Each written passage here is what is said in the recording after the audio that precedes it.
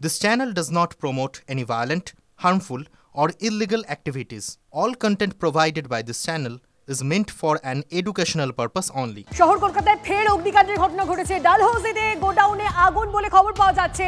এখন কি পরিস্থিতি জানবো আমাদের প্রতিনিধি সুজয় আমাদের সঙ্গে রয়েছে সরাসরি। সুজয়, এখন কি অবস্থা? দেখো, এখনো পরিস্থিতি নিয়ন্ত্রণের বাইরে রয়েছে, বরং আগুন ছড়ানোর আশঙ্কা রয়েছে। আমার সহকর্মী অর্ঘ্যকে বলবো ছবিটা সরাসরি দেখানোর জন্য। তার কারণ দেখো, দমকল এবার ছাদের ওপর থেকেও জল দেওয়ার চেষ্টা করছে আগুন নেভানোর জন্য, এবং তার পাশাপাশি আমরা দেখলাম জালনা কাটা হলো। বিপর্যয় মোকাবিলা দল তারা জালনা কেটে আরেকটি প্রবেশপথ তৈরি করলেন। তার কারণ 6000 স্কোয়ার ফিটের গোডাউন, তাতে মাত্র একটাই এন্ট্রি এক্সিট পয়েন্ট। ফলে দমকল কর্মীরা যেখানে আগুন লেগেছে সেখানে পৌঁছতে তাদের যথেষ্ট সমস্যায় পড়তে হচ্ছে। ইতিমধ্যেই দেখতে পাচ্ছ কলকাতা পুলিশের বিপর্যয় মোকাবিলা দল তারা এসে পৌঁছেছে, এবং তাদের কাছে এই ব্রিদিং অ্যাপারেটার, ব্রিদিং মাস্ক, সেই ব্রিদিং মাস্ক নিয়ে এসছে। তার কারণ এই জায়গায় যে পরিমাণে গ্যাস তৈরি হচ্ছে, ধোঁয়া তৈরি হচ্ছে, তাতে দমকল কর্মীদের কাজের সমস্যা হচ্ছে। তার কারণ প্রথমত কিছু দেখা যাচ্ছে না, দ্বিতীয়ত অত্যধিক ধোঁয়ার কারণে তারা নিঃশ্বাস নিতে প্রবলেম হচ্ছে। ফলে তারা আগুন নেভানোর জন্য যেখানে পৌঁছানোর দরকার সেই জায়গাটা পৌঁছতে পারছেন না।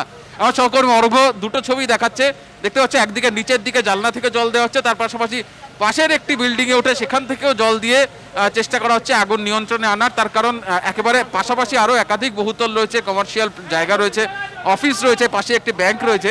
ফলে আগুন যাতে আশেপাশে ছড়িয়ে পড়তে না পারে, তার কারণ এর মধ্যে এই জায়গায় এই মোটর পার্টসের গোডাউন ছাড়াও আরও বেশ কয়েকটি গোডাউন রয়েছে। সেখানে যদি কখনোভাবে আগুন ছড়িয়ে পড়ে তাহলে কিন্তু বিপদ বাড়ার আশঙ্কা রয়েছে।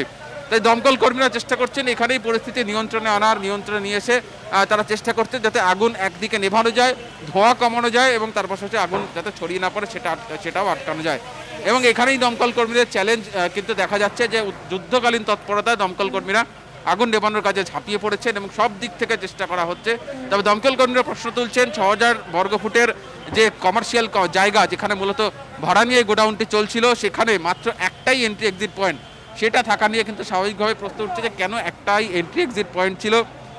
একের বেশি এন্ট্রি এক্সিট পয়েন্ট থাকার কথা, সেখানে একটা এন্ট্রি এক্সিট পয়েন্ট কেন রাখা হয়েছিল। নিচের ছবিটা দেখাতে বলবো। দেখতে পাচ্ছ কলকাতা পুলিশের বিপর্যয় সেই ছবি, এখন অবধি যুদ্ধকালীন তৎপরতায় আগুন নেভানোর কাজ চলছে, সেই ছবি আপনারা দেখছেন সরাসরি। সুজয়, আপাতত ধন্যবাদ। মালদায় ভয়াবহ অগ্নিকাণ্ড, সন্ধ্যায় বাতির আগুনে পুড়ে ছাই দুই ভাইয়ের ঘর, ক্ষয়ক্ষতি প্রায় 10 লক্ষেরও বেশি। মালদার হরিশ্চন্দ্রপুর এক ব্লকের তুলসীহাটা গ্রাম পঞ্চায়েতের মাকনা এলাকার ঘটনা। ভয়াবহ আগুনে ভস্মীভূত ঘর, পুড়ে ছাই আসবাব, কাপড়, জমির দলিল, গয়না সব হারিয়ে খোলা আকাশের নিচে। আপনাদেরকে জানিয়ে রাখি 10 লক্ষেরও বেশি টাকার ক্ষয়ক্ষতি। সন্ধ্যাবাতির যে আগুন, সেই আগুনেই এই ছারখার হয়ে যায়, পুড়ে ছারখার হয়ে যায় গোটা বাড়ি।